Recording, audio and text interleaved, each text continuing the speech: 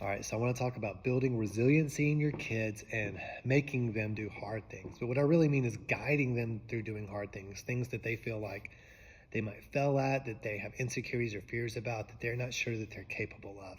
All right, you need to set your kids up in positions where they can do those things and do them when they are under your parenting so that you can guide them through however it falls out. If they fail, if they succeed, whatever, because they're going to have that in life.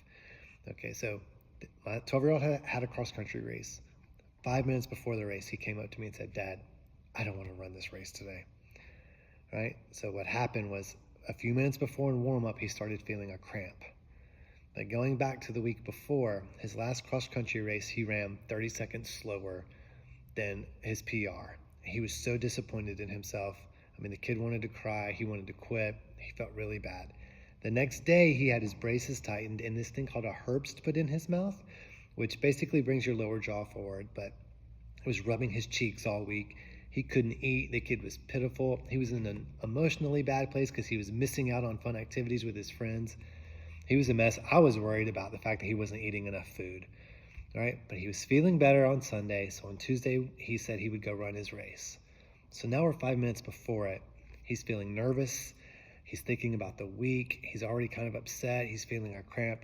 He wants to back out of this thing. I said, "Son, we're already here. I just want you to run your best race. I want you to go out and just enjoy running for the sake of running. You love running." And we had been talking about how much pressure he puts on himself.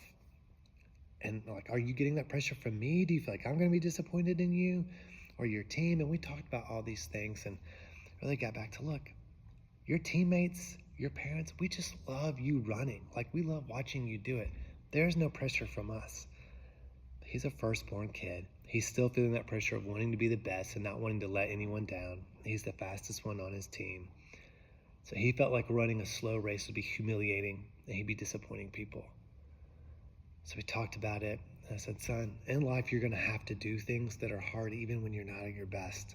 Okay, I have to do it. I have to come home and parent you guys when I'm tired and exhausted and my patience level is low or I had a bad day at work. But I have to give you guys the best that I can, okay? And just remember that I enjoy being your father. So you may not run your best race today, but I want you to go out there and have fun, get your pace, and enjoy running." He said, "Okay, Dad," he understood.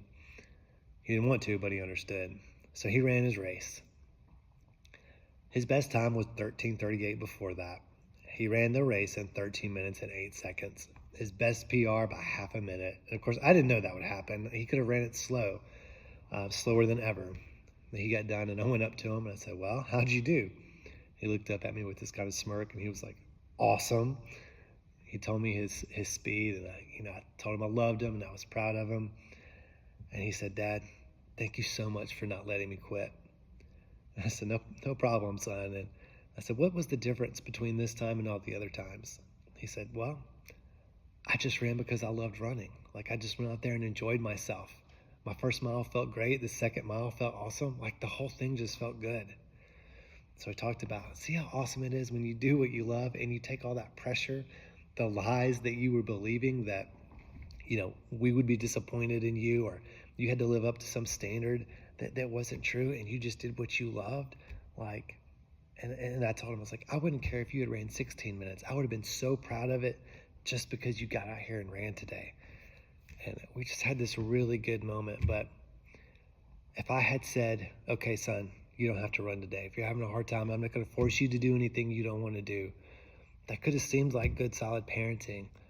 But I think that would have furthered his insecurity. It would have deepened his fear. The next race would have been even harder. He would have to have carried a certain amount of guilt and shame throughout the week.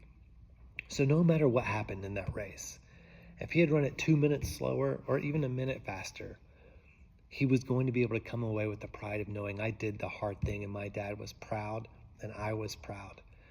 Okay, so it is okay and necessary to make your kids do hard things, to give them that opportunity so they can find out where rubber meets the road, test what they're made of, and know that they're going to live through it and that you're there with them no matter what.